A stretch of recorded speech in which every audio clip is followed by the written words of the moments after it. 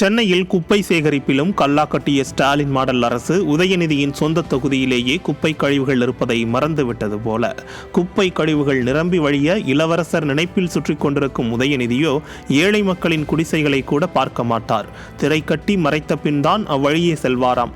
இந்த அதிகார மமதை ஒருபுறம் இருக்க, அலட்சியத்தின் பொறுப்பற்ற தன்மையின் உச்சம் மறுபக்கம் வெளிப்பட்டு கொண்டிருக்கிறது.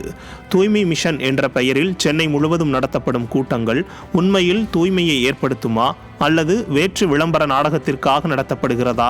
திரைகளை கட்டுவது மக்களின் உண்மை நிலையை மறைக்கவா, தங்களின் கையாலாகாத செயலற்ற தன்மையை மறைக்கவா என மக்கள் கேள்வி எழுப்புகின்றனர். துணை முதலமைச்சரின் தொகுதியிலேயே இந்த அவலங்கள் என்றால் தமிழ்நாட்டின் மற்ற பகுதிகளெல்லாம் எப்படி இருக்கும் என்பது மக்களுக்கு நன்றாக தெரியும். முதல்வரே, 593 டன் குப்பையை சேகரித்து 60 லட்சம் ரூபாய் கல்லா கட்டியதாக பெருமை பேசுகிறீர்களே, அந்த பணம் திரும்ப மக்களுக்காக செலவழிக்கப்பட்டதா?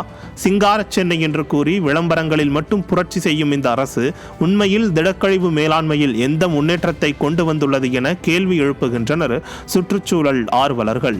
கழிவுகளை பணமாக்குவதாக கூறுகிறீர்கள், ஆனால் மக்களின் கண்களை மறைக்கும் குப்பை குவியல்களை முதலில் அகற்றாதது ஏன் முதல்வரே?